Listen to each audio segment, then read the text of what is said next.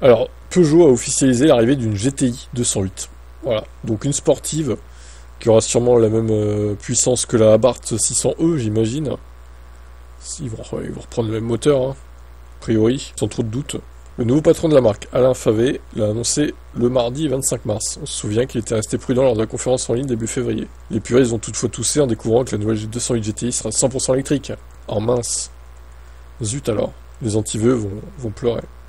Nous souhaitons continuer à entretenir la réputation de la marque en matière de sensations de conduite, et le fait que nos voitures procurent des sensations de conduite particulières, que ce soit pour le pilote ou pour celui qui est conduit. GTI, c'est aussi le moyen facile de jouer sur la corde sensible et la nostalgie, alors que Renault a fait sensation avec la R5. Alors, le constructeur a ce qu'il faut sur le plan technique, puisqu'une version sportive de la Lancia Ypsilon, qui reprend la base de la 208, a déjà été annoncée. Le moteur électrique est 280 chevaux pour une citadine, c'est pas mal quand même, faut reconnaître. Et encore une fois, ça va ringardiser la Alpine R5 là, qui fait que 220 chevaux. Il va falloir que Renault, enfin Alpine du coup, sorte une Alpine à 290 plus puissante que ça, parce que 220 chevaux, c'est...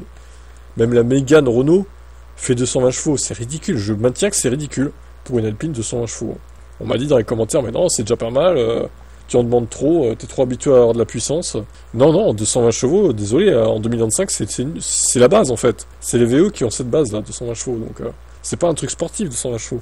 Et là, avec 280 avec le 208, c'est pas mal. C'est quand même mieux, c'est plus correct, je trouve.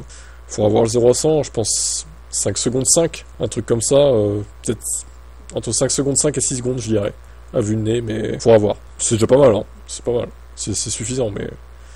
À 220, l'Alpine, là, elle va prendre cher. Hein. Il va falloir qu'ils nous en sortent une de 320 chevaux, hein. Ou au moins 300 pour répondre, quoi.